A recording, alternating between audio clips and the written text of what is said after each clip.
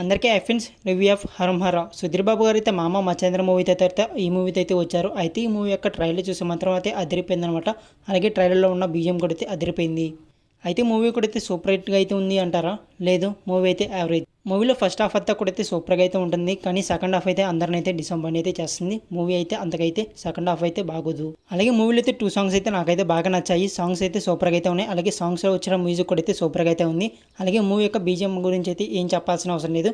Movie యొక్క BGM అయితే అదిరిపోయింది. మ్యూజిక్ డైరెక్టర్ అయితే రీసెంట్గా అయితే గమ్ గమ్ గణేష్ మూవీ కూడా అయితే మ్యూజిక్ అయితే అందించారు.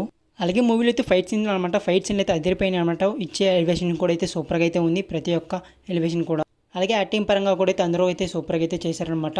ఈ మూవీ యొక్క డైరెక్టర్ అయితే ఈ మూవీ అయితే సెకండ్ మూవీ అనమాట. ఫస్ట్ మూవీ వచ్చేసరికి లవ్ స్టోరీ అయితే తీశారు. ఆ మూవీ వచ్చేసరికి సహరీ.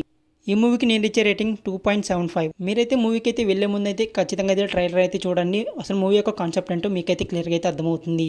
ఒకవేళ ఆల్రెడీ అయితే మూవీ చూస్తుంటే మీ యొక్క ఒపీనియన్ కింద అయితే కామెంట్ చేయండి. అలాగే వీడియోకి అయితే లైక్ చేయండి. అలాగే మీ ఫ్రెండ్స్కి అయితే షేర్ చేసి మన ఛానల్ అయితే సబ్స్క్రైబ్ చేసుకోండి.